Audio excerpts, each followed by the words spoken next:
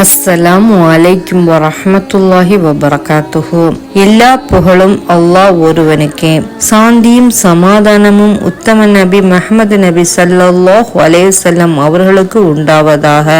நம் அனைவருக்கும் அல்லாஹ் சுப்ஹானஹு வ தஆலா நேரான வழியை காட்டுவானாக. ஆமீன். அல்லாஹ் சுப்ஹானஹு வ தஆலா நபியை பார்த்து சொல்றான், மூதாதையர்கள் அச்சமூட்டி எச்சரிக்கை செய்யப்படாத ஒரு சமூகத்தாருக்கு நீர் எச்சரிக்கை செய்வதற்காக இந்த வேதம் இறக்கி அருளப்பட்டது.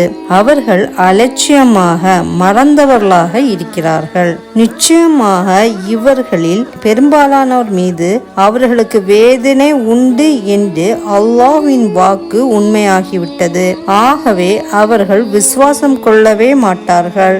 நிச்சயமாக நாம் அவர்களுடைய கழுத்துகளில் விலங்கு சங்கிலிகளை ஆக்கிவிட்டோம். அவை மோவாய் கட்டைகள் வரை இருக்கின்றன.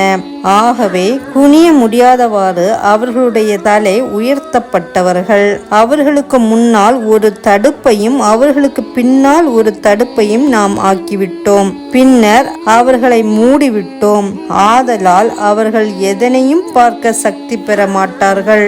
அவர்களுக்கு நீர் அச்சமூட்டி எச்சரிக்கை செய்வதும் அல்லது அவர்களுக்கு அச்சமூட்டி எச்சரிக்கை செய்யாமல் இருப்பதும் அவர்களுக்கு சமமே. ஆகவே அவர்கள் விசுவாசம் கொள்ள மாட்டார்கள். 36வது அத்தியாயத்தில் 6, 7, 8, 9, 10 ஆகிய 4 வசனங்களில் அல்லாஹ் சுப்ஹானஹு வ தஆலா நபி அவர்களுக்கு சொல்கின்றான், சில கூட்டத்தார்கள் இருக்கிறார்கள், அவர்களுக்கு அல்லாஹ்வை பற்றியோ மறுமை நாளை பற்றியோ நீங்கள் என்னதான் அச்சமூட்டி எச்சரிக்கை செய்தாலும் அவர்களுக்கு நீங்கள் செய்தாலும் ஒன்றுதான் செய்யாவிட்டாலும் ஒன்றுதான், எல்லாமே சமமே. அவர்களுடைய கழுத்து வரைக்கும் விலங்கு சங்கிலியால் பூட்டப்பட்டு அவர்கள் யாருக்கும் தாழ்ந்து விடாதவாறு நாங்கள் அவர்களுடைய தலையை உயர்த்தி விட்டிருக்கின்றோம். ஒரு தடுப்பையும் முன்னால் பின்னால் ஏற்படுத்தி அவர்கள் எதையும் பார்க்காதவாறு திரையிட்டிருக்கின்றோம் என்று அல்லாஹ் சுப்ஹானஹு வ தஆலா கூறுகின்றான். இந்த கூட்டத்தினராக நாம் இல்லாமல் இருக்க வேண்டும். அல்லாஹ் நம் அனைவரையும் பாதுகாப்பானாக.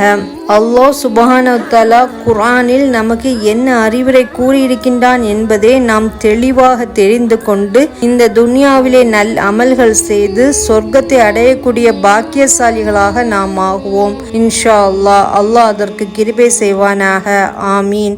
அஸ்ஸலாமு அலைக்கும்.